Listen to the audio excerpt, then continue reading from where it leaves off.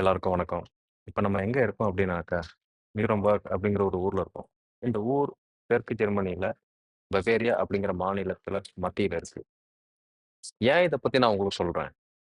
ஆ இப்ப ரீசென்ட்டா நடந்த வரலாற்றுல கருப்பான நாட்கள் துவங்கிய இடம் இதுதான். இங்க தான் வந்துட்டு அடால்ஃப் ஹிட்லர் அப்படிங்கிறவரு, ஆ உங்க எல்லாத்துக்கும் தெரிஞ்சிருக்கும்னு நெனைக்கிறேன். ஆ தன்னோட நாட்சி பார்ட்டி ரேலிய வந்துட்டு துவங்குன இடம்.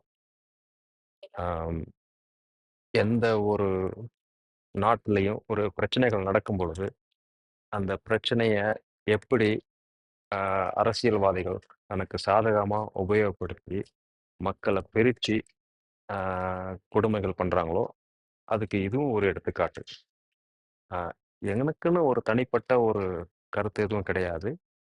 அ ஆனா, இத வந்துட்டு ஒரு மியூசியம் மாதிரி வச்சு, இந்த வரலாறு எல்லாருக்கும் தெரியணும் அப்படிங்கிறதுக்காக, அ இந்த ஜெர்மன் கவர்ன்மெண்ட் வந்துட்டு இத நடத்திட்டு இருக்கு. அ நம்ம ஊர்லயும் ஜாலியன் வாலாபாக் இருக்கு. அது மூடி மறைக்க வேண்டிய அவசியம் கிடையாது. அது வச்சிருக்கிறதுனாலயும் நமக்கு எதுவும் நெகட்டிவ் அப்படிங்கிற ஒரு விஷயம் கிடையாது. இது மக்களுக்கு தெரியணும். இங்க இருக்கிற விஷயம் ஏன் மக்களுக்கு தெரியணும் அப்படின்னாக்கா, இது மாதிரி இன்னொரு தடவ வரலாற்றுல நடந்துறக்கூடாது அப்படிங்கிறதுக்காக தான். பர்ட்டிகுலரா இன்னைக்கு இருக்கிற உலகத்துல பல நாடுகள்ல எக்ஸ்ட்ரீமிசம் நிறைய இருக்கு.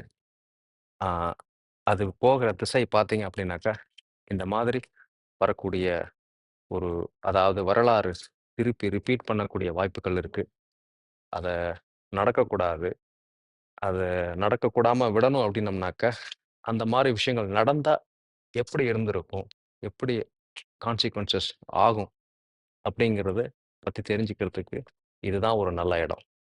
வந்து பார்க்க வேண்டிய இடம், தெரிஞ்சு கொள்ள வேண்டிய இடம். ஆ ஒரு மனிதத்துவம் இத வச்சு தான் நம்ம வந்துட்டு திருப்பி நிலைநாட்ட முடியும். ஆ இது எங்களோட கருத்து. ம். இத நியூரம்பர்க் ராலி பார்ட்டி கிரவுண்ட்ஸ் அப்படின்னு சொல்லிட்டு. இதோட விசேஷம் என்ன அப்படின்னாக்க, இங்க தான் முதல்ல ஹிட்லர் அவரோட நாசி பார்ட்டி ராலிய வந்துட்டு நடத்தினாரு. இன்னைக்கு இந்த இடம் அமைதியா இருக்கலாம். அ யோசனை பண்ணி பாருங்க.